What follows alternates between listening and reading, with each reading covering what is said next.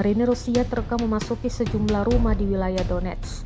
Berbekal senjata laras panjang dan granat, pasukan Rusia menembaki tentara Ukraina di dalamnya. Rekamannya beredar di Telegram pada Kamis, 28 November 2024. Dalam keterangan unggahan disebutkan, Marinir Kachanska dari kelompok Vostok mengklaim sukses membebaskan desa Novokrainka dan Sekreskoe di Donetsk. Mereka juga mengatakan kepada Rusia Today, mereka telah menumpas sejumlah tentara Ukraina. Penampakan tentara Ukraina yang tewas juga dipamerkan, termasuk sejumlah rumah yang hancur, membara, dan porak-poranda. Rekamannya pun menuai berbagai komentar dari warganet.